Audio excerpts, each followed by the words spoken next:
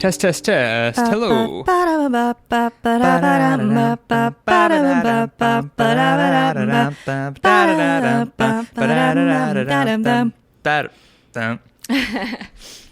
and welcome back to the What is Life Dude podcast, everybody. We are Eric and Sarah. Welcome back. So, we just got back from a productive morning. Mm-hmm. Well, morning for us. It's really already like 2 p.m. now, but we have been kind of waking up late. Definitely waking up We go late. through periods of waking up early, consistently for like 2 weeks, and then we just slide back into our old habits. Yeah. Video games and Survivor late night, I think, are responsible for this in part. It's hard. I think the last time this really happened was Memorial Day weekend when, we don't go to jobs. We're both self-employed, but we still try to celebrate every weekend. And by celebrate, I mean, Observe it. observe it. Yeah, we try to give ourselves a weekend. And when there's a long weekend, we do the same thing. We're like, oh, it's a 3-day weekend. I wouldn't say that we work any less, but I will say it feels a little different. For me, mostly because people stop emailing me on weekends, which That's true. I love. Yep. But I don't know, just spiritually, it feels better. We stay up later on 3-day weekends, it seems, because Yeah. I think on Memorial Day is the last time we fell back into waking up at 9:45 instead of 8:30, which is a big difference. It's a big difference in how you feel emotionally as well. It's so confusing to me why that's the case, because even if you're awake for the same amount of time, but it's just shifted a few hours later, it just feels so different. There's nothing like waking up early and knocking out a bunch of work, or going to the gym, or I don't know, just anything. Putting on actual human clothes too. Like your new Mets shirt? Yeah. I thrifted a Mets shirt. It's very cozy. She surprised me with it. She was like, look at this new shirt I bought. And I was like, that's the best shirt ever. Yeah. Can I have it? Okay, other things. So after our productive morning, wait, what? Oh, okay. I remember. I was like, there's something I was going to say about the productive morning. So we basically have been trying to once a week, approximately, leave the house, sit at a coffee shop, bring our laptops, and just kind of get administrative work done. I did some graphic design. I made a bunch of Pinterest pins for my recipe blog. Just stuff that we can do that we don't need to be at home for. It's nice. It helps us feel like we're connected to the outside world. Yeah, and it started again recently because our upstairs neighbor moved out, and we've only been living here for 3 or 4 months now, maybe. Mm-hmm. And our upstairs neighbor, she seemed nice, but we just heard a lot of rustling one day, and we were like, "What's going on?" And I kind of went outside and looked onto their balcony, and it seemed like they were just moving stuff around. So I was like, she was outside, and I was just like, "Hey, are you guys moving?" And she's like, "Yeah." And I was like, "Oh," I kind of just guessed, just because I was like, why would people be making so much noise upstairs unless they're moving stuff around? And why would people be moving stuff around if they're not moving? I kind of just guessed, and she was like, "Yeah, they're picking up the stuff today." And I was like, "Oh, okay. Well, I guess she had lived here for a few years, and I don't know." So she's been gone, and we've heard people coming in and out of the apartment above us, just presumably the owners. Well, they've been doing extensive That's what I was getting upgrading of the unit upstairs. Yep. And the other day we figured out that they were replacing all of the flooring. Yep. They pulled out all the carpet because I walked, their entrance is on the other side of the building. So I walked around and I was kind of just peering. I was like, what's happening?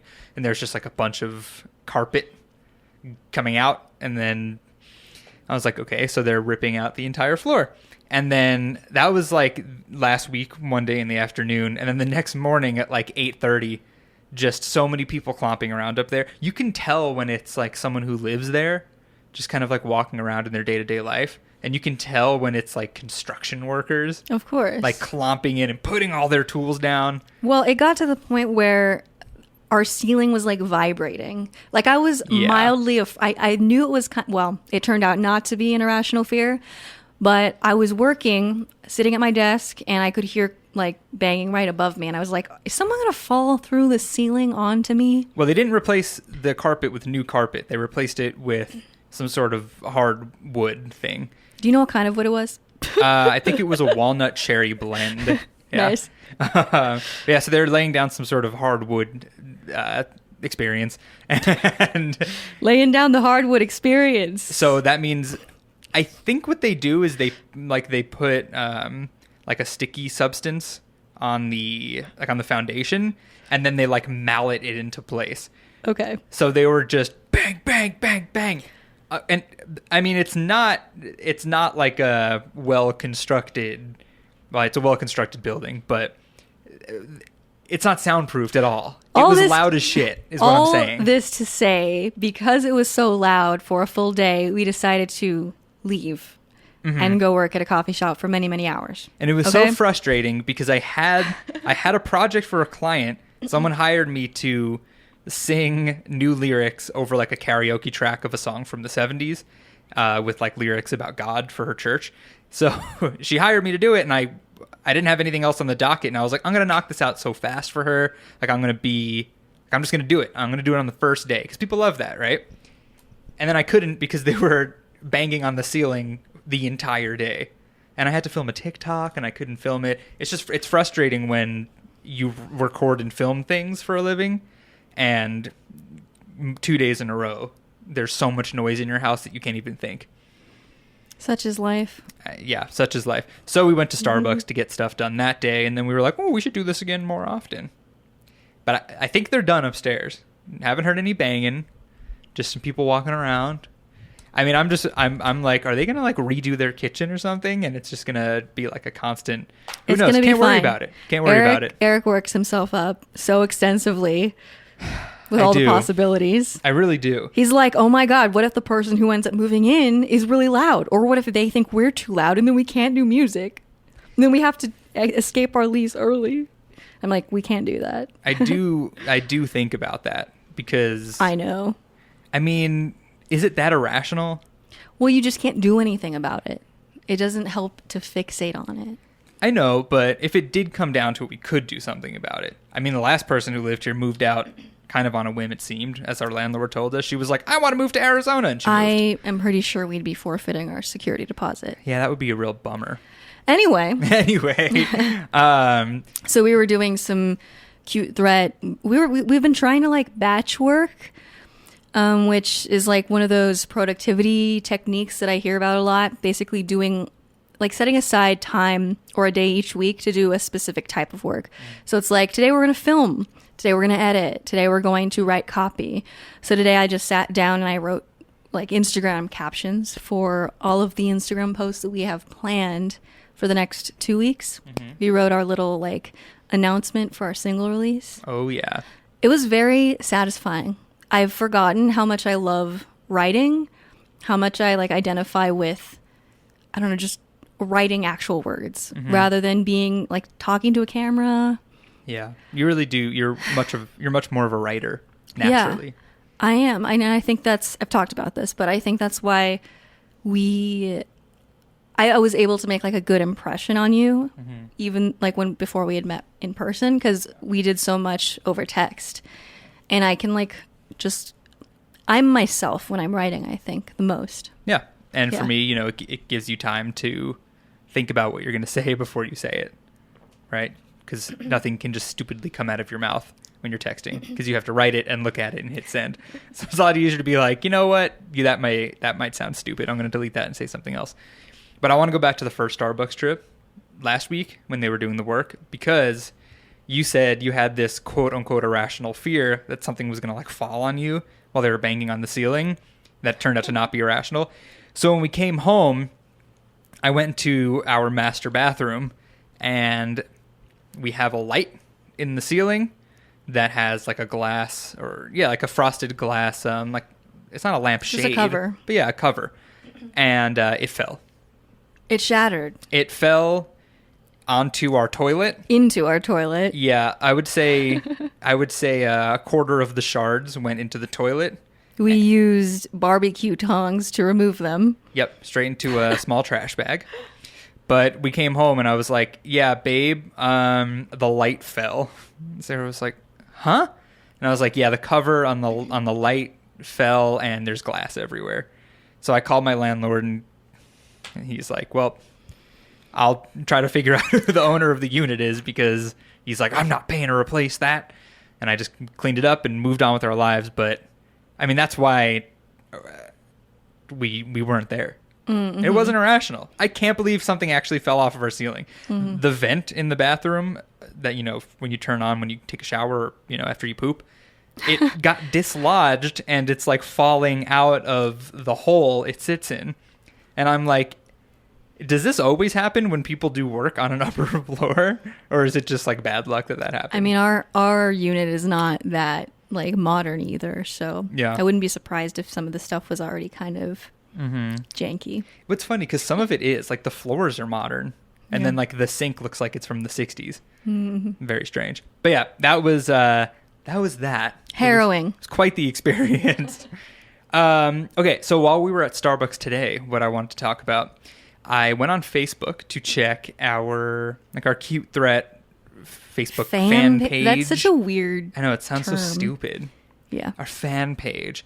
I mean, even when I talk about the people who listen to the podcast and people who follow us and comment on stuff, I'll be telling my dad something one of you said, some nice thing, and I'll be like, yeah, fan said this. I'm like, it's like imposter syndrome. One of like, our listeners. Yeah. I mean, like, one of our community members. You guys are fans. It just feels weird I feel like I'm putting myself on a pedestal. Right. I mean, you're fans, but you're not only fans. Exactly. So not yet. Wow. I was making eyes at the camera for you guys listening. Right. But yeah, so I went on Facebook to check our page and see if anything has been happening. And when I logged on, I saw the first thing that popped up was my music teacher from high school, Mr. Doyle, who I think I've talked about on the podcast before, Frankie Fingers Doyle. You would be the guy who adds all your teachers. Not all of them. The ones I really liked. You're just a little ham, you know? I am the hammiest I feel like hams. old people like you. They really do. Yeah. I don't know why. I was going to say adults like you, but technically we're adults. But like, we're not. People our parents' age and older, I feel like they like you. I think so. I feel like I've always gotten along with adults, like my dad's friends, my parents' friends and whatnot. They would always tell me I was mature for my age. I was an old soul. I don't really know how to take that. It makes me sound really uncool, I feel like. Like cool young people aren't old souls. Anyway, he's retiring. He's retiring after 22 years of teaching at the high school I went to. And I went to leave a nice comment, and I was like, he has like hundreds of comments. The man got 600 likes on his retirement post. Oh. That's crazy. You did something right. He did. Mm-hmm. So I sent him a direct message instead. And I was like, oh, hey, Mr. D, just wanted to say congratulations. And then I was like, well, let me write something nice. And I didn't have anything in mind. I was just going to try to say something original, not just like what everyone else was saying, which is congrats on the retirement. You deserve it. I wanted to write something more heartfelt. You deserve it. What? You deserve it to retire? It just doesn't make sense. That's it's what like, people say. Who wouldn't deserve to retire? After working for their entire life. Yeah. Whatever. Anyway. I know. So I didn't want to say something like that. I was like, what can I say? And I kind of just started typing from the heart, really. And I was just thinking, and this is what I ended up saying. I was like, it really is appreciated, like all you've done for your students over the years. And I was like, for me, you really made me realize that I am a talented musician who can be successful, even though I'm not like a lot of your other students. And what I meant was he taught me in a class called electronic music, where we messed around in Logic on the Macs and just like kind of made stuff. And there were a lot of people in that class who weren't really musicians.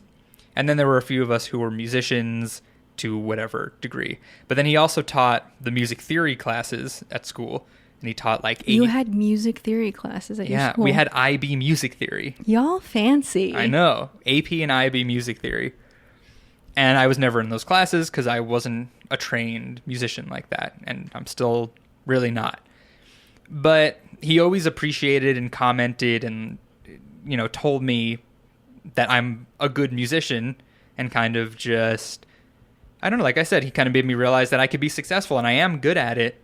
Without formal training. Yeah, even though I'm not in one of his IB classes. Mm-hmm. And I didn't realize really how much I appreciated that. until I went to write something nice to him. And then it kind of just all came out, and I was like, "You're the best. Thank you." A tear was shed. Well, I was writing it, and I got a little teary-eyed. Mm-hmm. It was emotional. So I just wanted to drop that story in. What? We did an episode where you brought him up before. Do you remember what that is? Did we do an episode on like influences or like? Oh, it must have been the Meet Eric episode where you like recapped your life. Oh yeah. Yeah. Right. Mm-hmm. Yeah. He was one of the teachers a few times. It was weird because he taught an elective class, right? It was like, electronic music wasn't like one of part of the core curriculum or whatever it's called. It wasn't like science class. So a few times when I was getting homeschooled when I was sick, he came over and like we went to the basement where I had like my studio set up at my dad's house, and we like worked in Logic and worked on my songs and whatever. I just thought it was so cool. He like really wasn't under any obligation to go because it wasn't one of those classes, and he still went out of his way a few times to like make music with me in my little recording space. Nice. So he's a good dude, and I appreciate him. I'm kind of making it sound like he died, but he did not. He just retired. And he deserves it. And he deserves it. And so do all of you when you retire. Okay. Where do you want to pivot after that story? I don't know. How are you feeling? I'm kind of sad that I don't have a teacher who like made that much of a... I mean, obviously teachers influence you a lot because you're a child when you're going through education and your mind is squishy and malleable. But no one like jumps out at me as like this huge influence. I don't know. I mean, what classes did you care about the most or get the most out of? I don't know. Spanish? That's why I'm like confused because I was very like academically inclined. I identified a lot with my academic performance, but I just think I was doing things to do them well. It wasn't like out of any deep, right? Like I love writing, but like I hated like AP English is not fun. Like, I don't know. It wasn't fun for me. I think that's why like the elective classes are important and things like that. Yeah. Because I did learn so much from those classes. Like I learned a ton and it was fun. And it extremely influenced my life now. Right. Whereas, reading To Kill a Mockingbird didn't. Though I actually, it did because I'm not racist. And I can only assume like being educated about those kinds of things is a part of it. Right. That's that book, right? That a I'm small thinking part of it. I mean, that topic does come up, yes. Okay. I always get those books that like everyone reads in high school kind of confused because I don't really remember any of them all that well. Okay. To Kill a Mockingbird, Boo Radley, Atticus Finch. Well, what just occurred to me though? Like English is really weird. Writing is weird because when you think about math, for example, like I was in advanced math classes because I was good at it. And there's something for me like way more satisfying about learning a topic in math because it feels more under your control. Like I really feel as if how much like your command of the English language and your ability to write creatively. I mean, yes, you can polish it to some extent, but I feel like so much of that is shaped by how much you read as a child. Also, I want to like pull up the specific study about this, but it like suggested that basically your facility with language is really heavily shaped by just the number of words spoken to you when you're a baby by your parents. Because babies' brains are they just adapt so quickly. They're like these complex statistical machines. When you say number of words, do you mean like number of unique words? No, just like how Total much do your volume? parents actually talk to you? Because like babies learn language patterns basically by seeing like how frequently certain things, certain sounds, inflections like happen together. Oh my God. Developmental psych is really cool because you know how we have our number of syllables in our language, and then in other languages there's different sounds and syllables that we don't exist in our language. And there was a study about, they were basically trying to figure out how early do babies show that they recognize their own language. Because as a baby, they don't show any, like, they pay the same amount of attention to words spoken in every language. But at a certain point, and it's like pretty early on in life, if you play them something, even just a syllable or a specific sound that exists in their language, they all of a sudden start to like parse it differently and pay more attention to it. And it's weird. Babies are just smart without trying to be. Right. Which is why, like, it makes sense that the greater volume of speech that you're experiencing as a baby, like, has a lot to do with how much you master the language. So did your parents talk to you a lot as a baby? Because you have I don't know. You have a good grasp on the English language. Yeah. But it's funny what you said about writing and math, because math really is so much in your control. I mean, it's objective. Right? Yeah. I mean, you either learn the formulas. Why do I feel like formulas isn't... Formulae. Is it formulae? I'm like, I feel like formulas isn't the correct plural. I mean, you would say formulas in English, though. Formulas, yeah. If you learn the formulas, you can do the problems. Yeah. I mean, you can learn all you want about the English language and how you're technically supposed to write, but that won't make you a good writer. And you could still write clunkily and weirdly. Yeah. There's just, you just have as he so speaks much clunkily and weirdly. Yeah. So it's just interesting. So I feel like I kind of miss being challenged in like math and, I don't know, more analytical Do some math. disciplines. Practice for your IQ test. Right, but see, this is like that FOMO thing where it's like you get older and you have to really decide, like you have so little time, right? Because you're doing adult stuff and you can't just be learning all the time. Right. And it's like, well, I want to learn piano and guitar. I want to learn like music theory, and also it would be cool to take some computer science classes again. And it's like, there's just so many things to do on this planet as a human. And like, are you going to do a million of them kind of terribly, or are you going to do like 3 of them really, really well? And also with experiences, Yeah. you know, like putting into perspective what's worth it and what's not. So when we were at Starbucks, I got a text from my friend Potter, who, excuse me, we've been thinking, basically every summer since I met him a few years ago, we've been hiking a 14er, right? I think so. Maybe not last year, actually. But either way, it was something where I was like, yeah, you know, we're moving back to Colorado this summer. We got to hike a 14er together. And it kind of just, you know, the plan kind of slipped away. And then he texted me last night and he was like, so what do you want to do? How about this weekend in August? And I was just thinking about it, like, Sarah and I have been doing so much stuff. The podcast, recording music, learning about marketing and promotion, taking photos and making videos and doing our real jobs. I'm like, I can't even imagine taking like a weekend to go camping and just to hike. Like, it doesn't sound like something I should do, right? Especially since we're going to New York for 2 weeks at the end of the month. And I'm like, I just don't know if I can do it this year.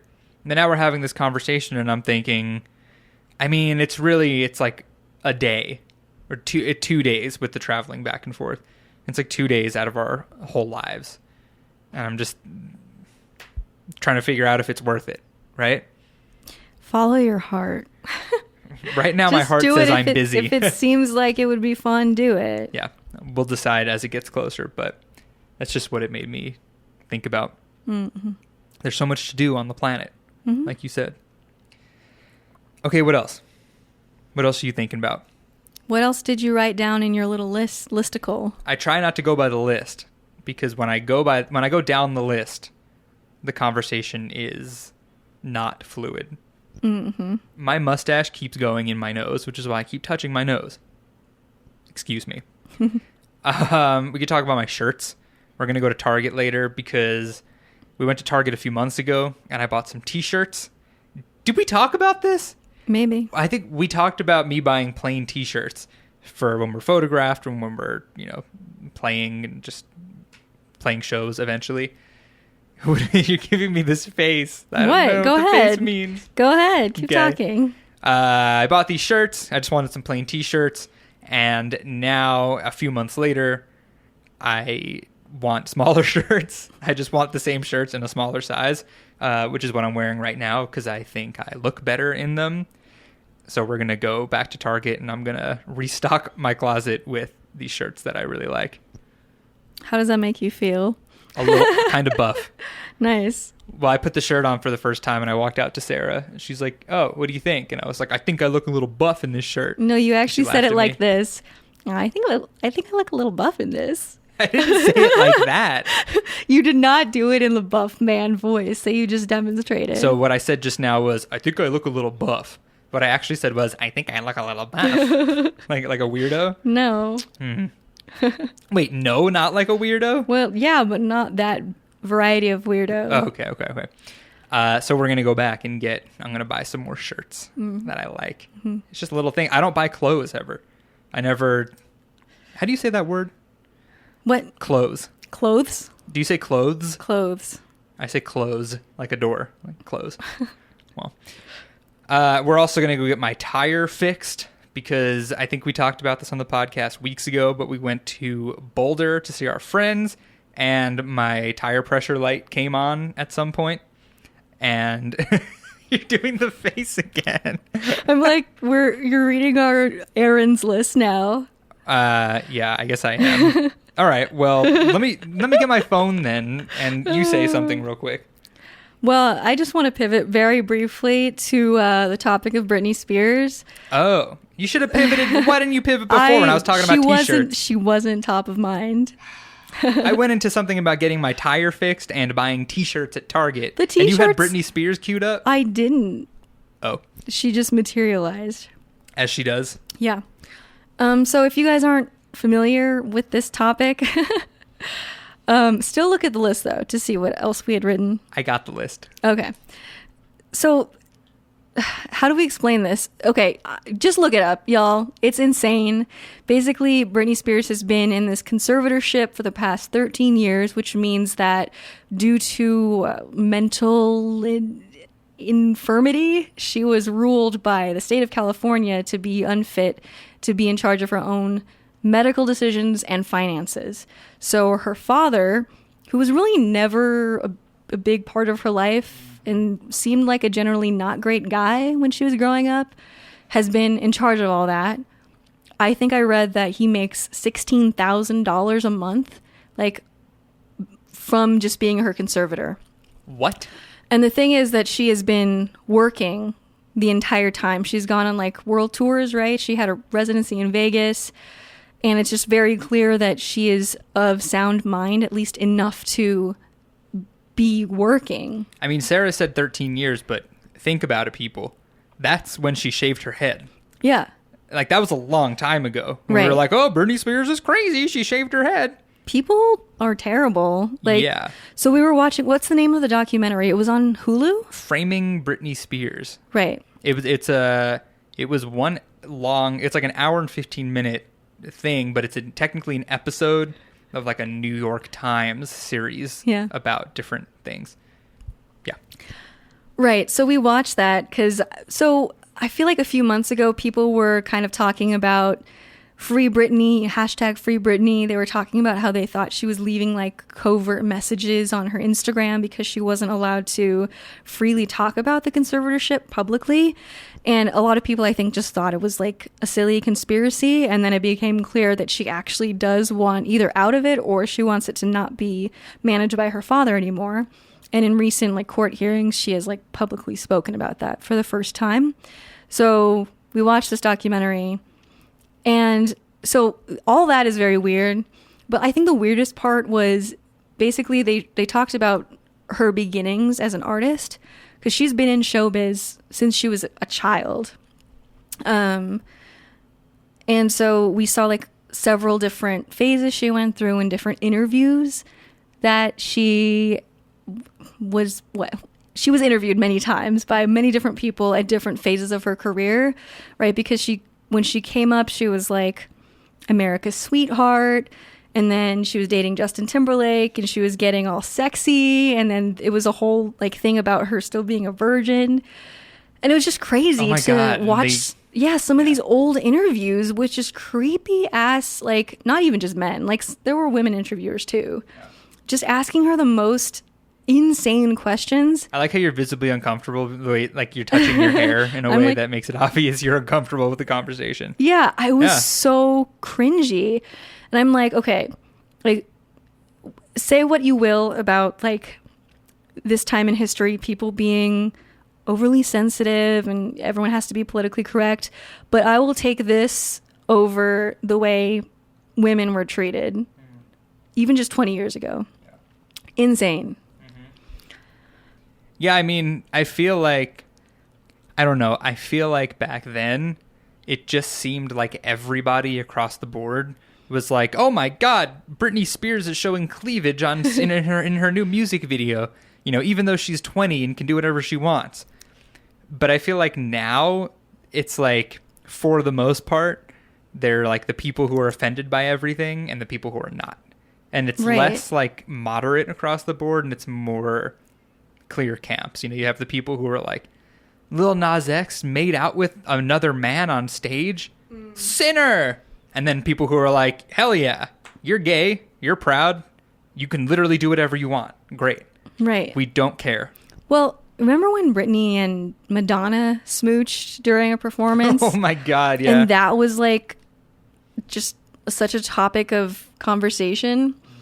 I just like now, I mean, if you watched a Cardi B music video or a Doja Cat music video, like women and men, I guess, all artists are just talking so freely about like sexuality.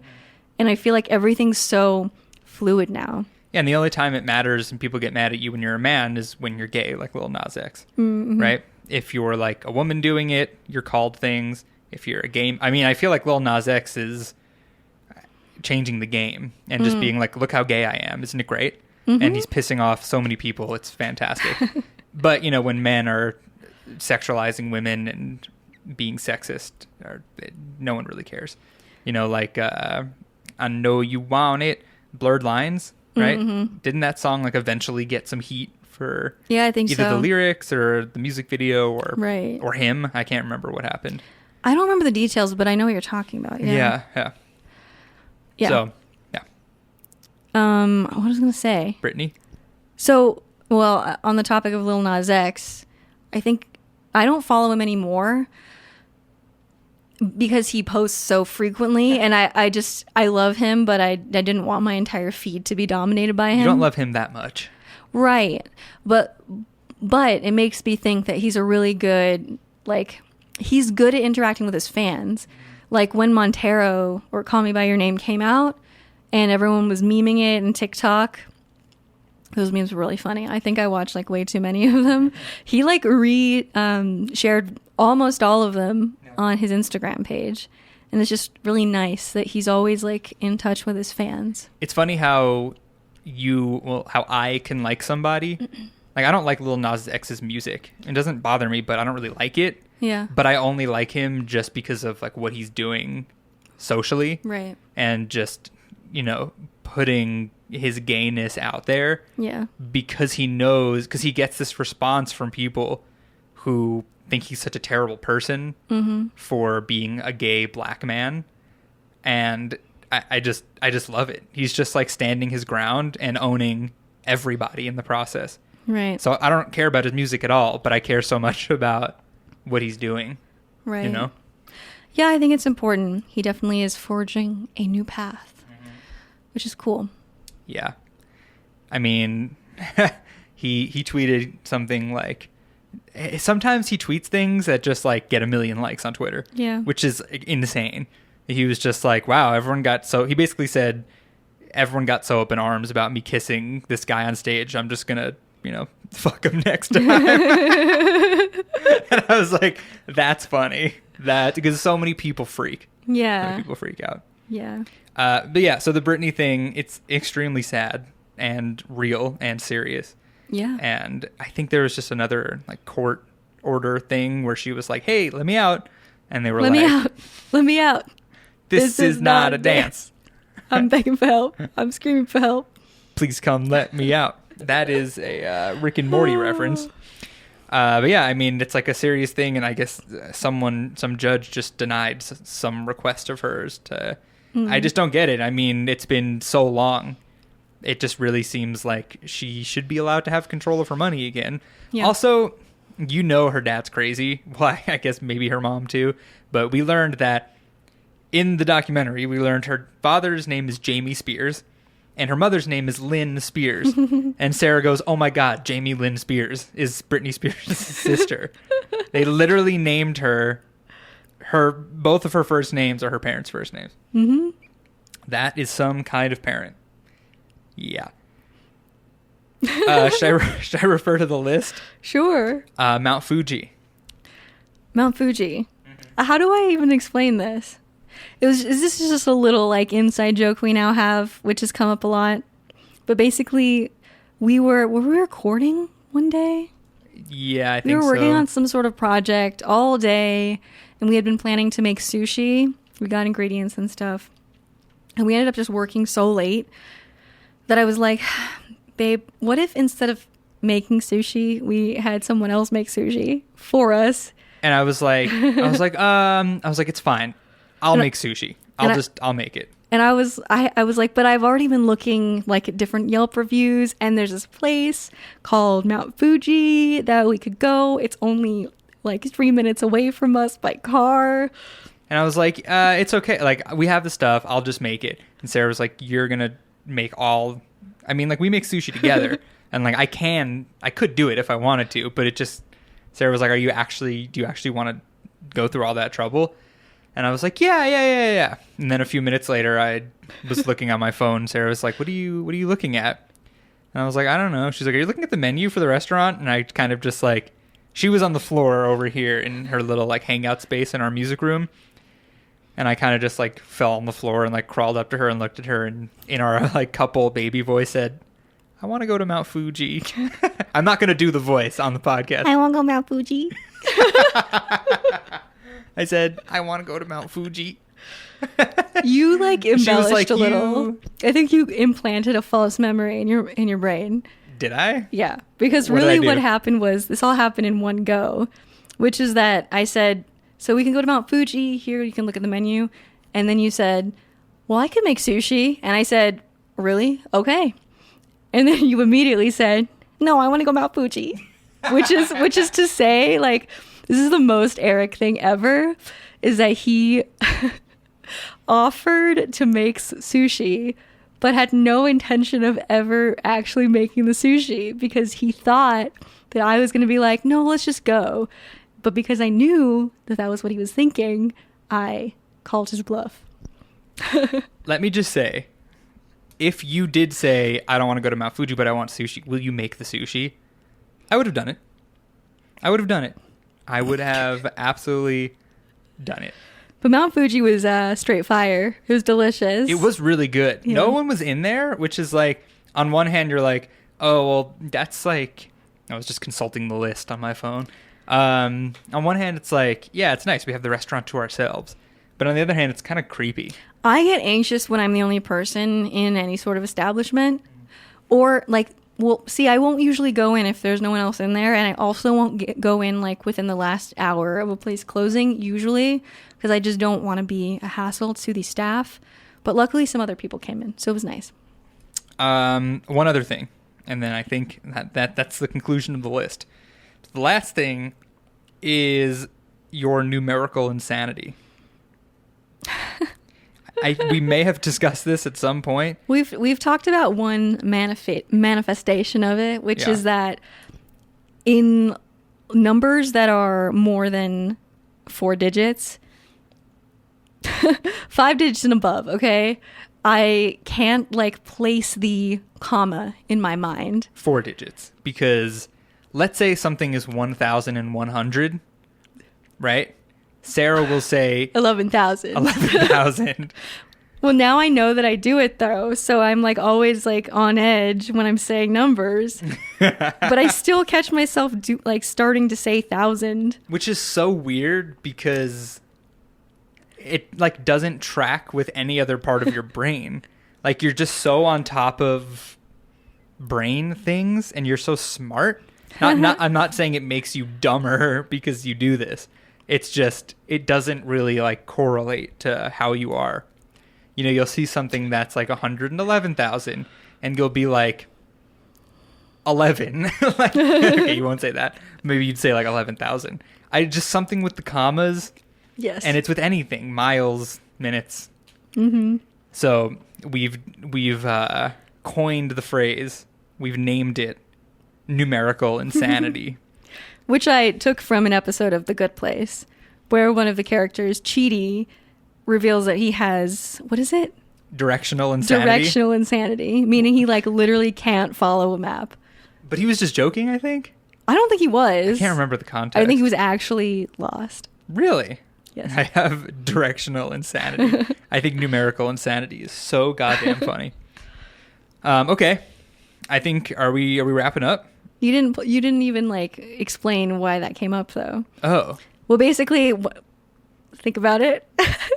It was at Starbucks, right? Yes. So like I said at the beginning, we were writing the captions for the next 2 weeks. Oh, okay. So Sarah started a note on her computer and shared it with me on mine, and I opened it, and she had basically put, you know, like a brief description of what we're posting, the caption, and then the date we're going to post it. And all of the days were correct. You know, like it said today, it said the 5th, and then we'll post on Wednesday, the 7th, and the 9th. But the month, all were 4s, insinuating April instead of what it currently is, which is July. And I was like, babe, you put the date as April for every date, and that's how it. And then what did you? Why? Oh, because you said okay. Because yesterday was July 4th, so like the most prominent date in my mind was the 4th. So for some reason, my mind was just anchored on the 4th. So I put today is 4/7 or whatever. And then, yeah, the numerical insanity. I have to say, though, like, I don't know if this is normal. It's probably not. But, like, when I'm writing a date, I still almost always have to manually count, like, what month corresponds to what number. That's I can get interesting. through May. What's 10? October. What's 12? December. What's 8? Your birthday month. That's why I remember. Which is? Ocho. No, the month is named August. I almost said April. Fuck, it's rubbing off on me. I have calendrical insanity. Insanity of the calendar? I don't know. Okay. Is that it? I think so. Okay. Wow. That was really, really something. Thank you guys for watching and listening. By golly, I hope this video file works this time. I just, I don't have a good or bad feeling about it. I just don't know if it's going to work or not. So let's hope there's a video this time on YouTube. Thank you for watching and listening. We'll talk to you next week. And we'll send it off to our supporter shout out. Hi guys, we're pausing this conversation for a few moments to give a big thank you to our supporters. These are our listeners who make a monthly contribution through Anchor, which is our hosting platform. If you'd like to become a supporter as well, you can visit anchor.fm/whatislifedude and click on the support button. And if you enjoy the show, another great way to support us is by giving us a positive rating and a review on iTunes. Just takes a few moments and it helps new listeners find the podcast so we can continue to grow our community. So thank you so much to everyone who supports us in one way or another. This podcast wouldn't exist without you guys. So without further ado, shout out to our Anchor supporters: Inga, Mel, Morgan, Jennifer, Scotty, Glenn, Kevin, Jessica, Marie, Nina, Izzy, Reem, Alexis, Annalise, Nadia, Merv, Nicole, Teresa, Kelsey, Anna, Megan, Samantha, Dylan, and Sarah.